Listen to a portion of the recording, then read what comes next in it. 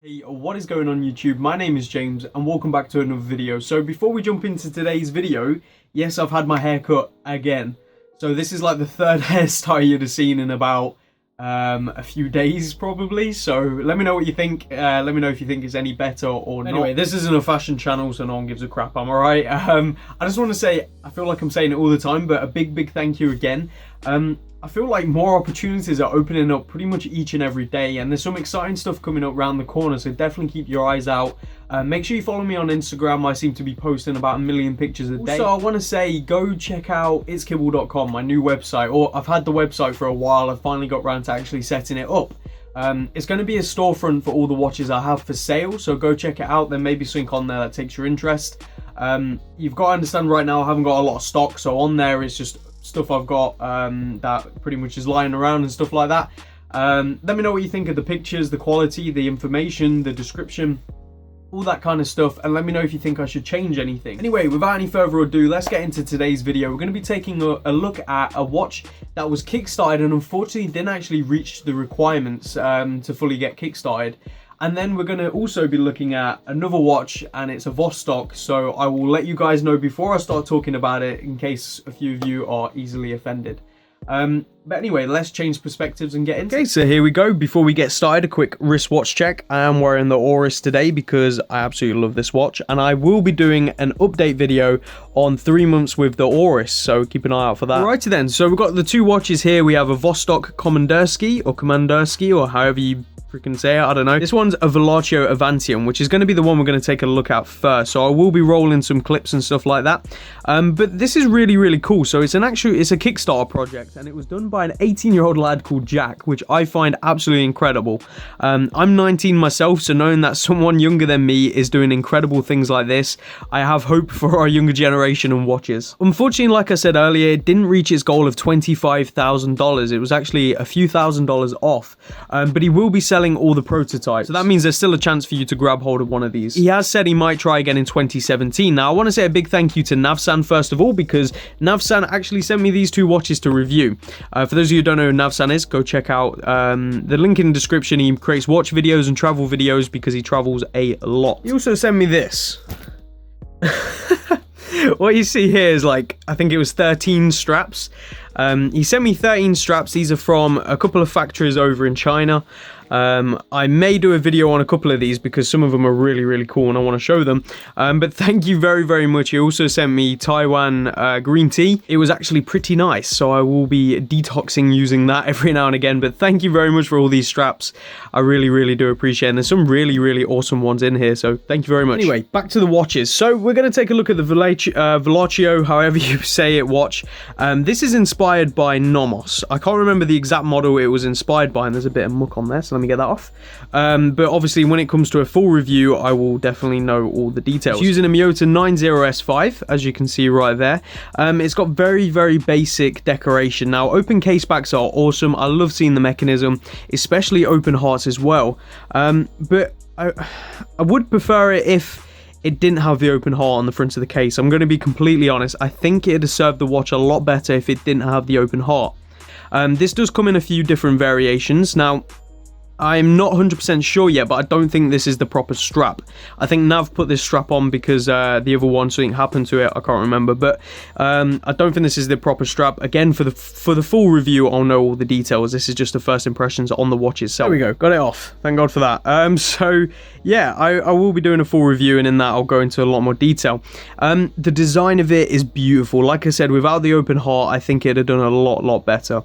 Also, the hands aren't very legible in my opinion. You know, the hour and minute hand, you know, you go into no light and look at that, it's just a black dial, and if lighting isn't great, this is very difficult to read the time.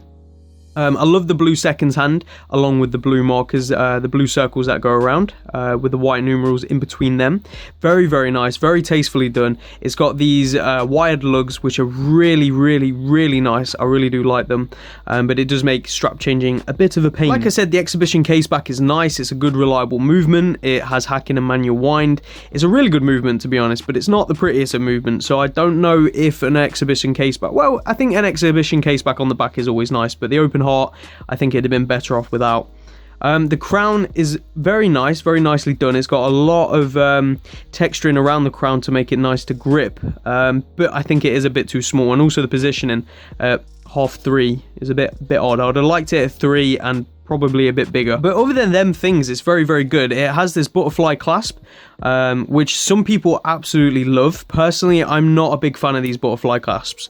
I find them a bit of a faff, especially when they're not done the best. And this one, whilst good, is definitely not great. I've definitely experienced much better, and it has got a bit of play in it, and it sometimes doesn't sit very well. Personally, I'd have preferred just a generic, regular buckle that comes with a leather strap. That'd have been much nicer, but I appreciate the effort that's gone into this, and also trying to bring a bit more for your money. That being said, it's a really fun watch, and I'm enjoying my time with it so far. Obviously, a full review will be out very, very soon, so keep an eye out for that, where I go into detail about the watch itself, its specs, its shape, everything. Its shape, what? Its dimensions, all that good stuff which people care about. This is just a first impressions. I do this because it adds more depth to the final review, in my opinion. I'm pretty sure I've mentioned it before. But anyway, we are now going to move on to the Vostok. If you are an absolute Vostok lover, and anyone who says anything that you don't agree with when it comes to Vostok, and you flip out and you want to murder the person, please click off the video now, because I'm not going to say very nice things. We're looking at the Vostok Komanderskie, or Komanderskie, however you say it. I don't know what reference or model this is. Like I said, when it comes to the full review, I'll give more detail. So, my opinions on this. For those of you that don't know, I did review an Amphibia. Go watch the first impressions and review of that. This has obviously the same crown, which people say is for a reason, you know, it's so it doesn't bend, all this kind of stuff. It's revolutionary technology and all this, that, and the other. I'll let you decide on that what you will. Personally, I think it's a cheap crown. That's my personal opinion. I'm allowed my opinion. It does have a rotating bezel, which confuses the hell out of me. Obviously, it's got no clicks, it just moves.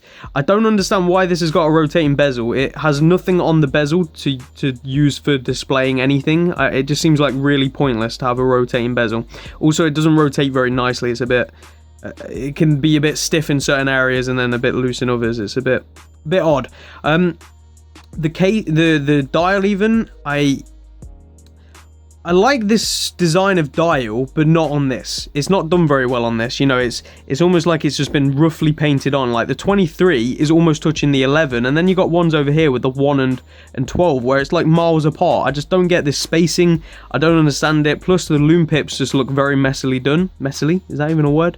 Very messy done. I don't even know what I'm saying.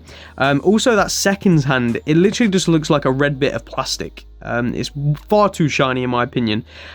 It does have a manual wind movement, so you manually wind it like so. With this crown, it can be a bit of a faff sometimes. You know, sometimes you end up pulling it out a bit too far, and then you're changing the time, which is another thing. It doesn't have a quick set date, so you have to go forward to 1, and that's when it changes. So between 12 and 1 it snaps over to the next date, and then you have to come back again to 8 and go forward all the way past 1 again.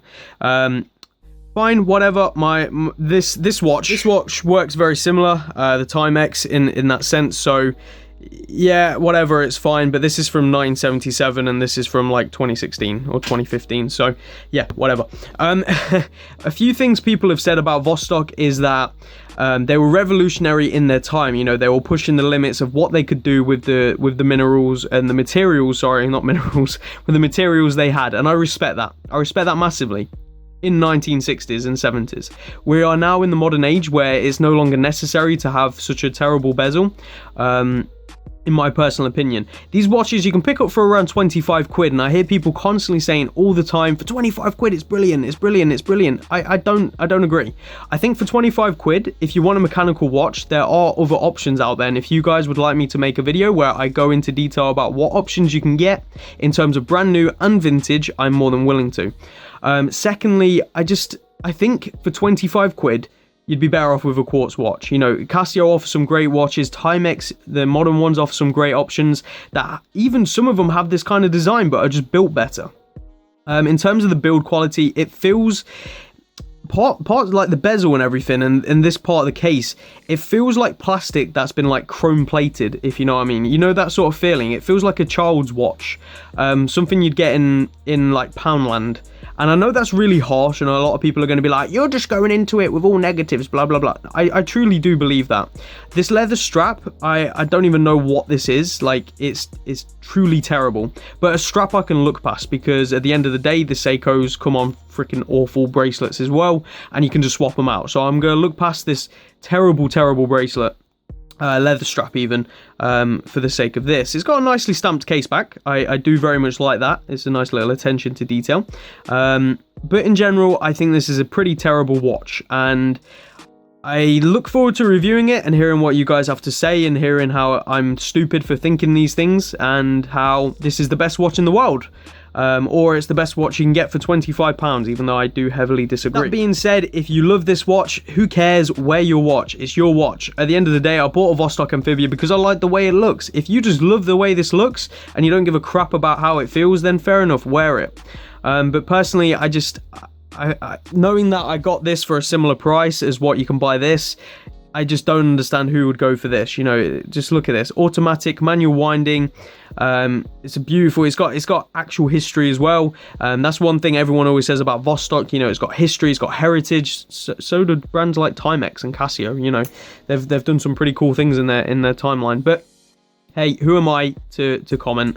At the end of the day, this is all my opinion. If you have an opinion, please voice it down below, but don't do it in an aggressive tone or or in a hateful way. At the end of the day, we're all entitled to our own opinions. And the reason, and I had someone email me and ask me, they said, James, and they were a nice person, everything. I got talking to them. James, why did you review a Vostok Amphibia when you thought it was rubbish? And I said, the whole point of a review is not to go, this watch is amazing, this watch is amazing. It's to give my honest opinion and what I found about a watch. That's why I review things, not to just praise things, but to give my honest opinion. At the end of the day, I took my dad's Amphibia because everyone I had seen do a review, other than like one or two people out there, had said brilliant things about it. So I wanted to give it a go myself and see if I truly agreed. And I didn't agree. And I wanted to put that video out there, not to cause controversy, not to kick off an argument, not to make people angry, but to just share my opinion. And that's the most important thing you can do. It creates a constructive argument, in my opinion, when people are saying different things. It lets people make up their own mind. They can either listen to what I say as it being not a very good watch, or they can listen to someone else saying it's the best watch in the world. It's completely up to them then. They just have the two opposite opinions that they can choose between. It just helps for choosing. You know, at the end of the day, if something's got positive reviews everywhere and everyone loves it to bits, and you get it and you're like, what? I just don't know. I don't get it. How annoyed would you be at them people? Whereas if there's at least an argument going on, or a constructive argument going on, it just allows people to make up their own mind. That's why I'm going to be reviewing this watch, and that's why it's probably going to get a bad review from me, because there's not many people out there talking about its faults, in my opinion. And everyone just looks past certain aspects of this watch, like the design and the quality of the build and everything like that, and says it's amazing. I truly do disagree. So that's why I'm doing it. And if people disagree with that, fair enough. You're entitled to your own opinion. But yeah, that's it for this video. I hope you enjoyed. If you did, leave a like. If you didn't, leave a dislike. I'm totally open to that. I'm very, very excited to review this watch. I think it's a really, really cool watch, and I hope the kid, the 18-year-old lad, I can't call him a kid, he's like 1 year younger than me. I hope the 18-year-old lad, Jack, does really well with this, and it is a really fun watch. So very, very well done from me so far in the initial thoughts. Full review coming soon. So thank you for watching. Take care and peace out.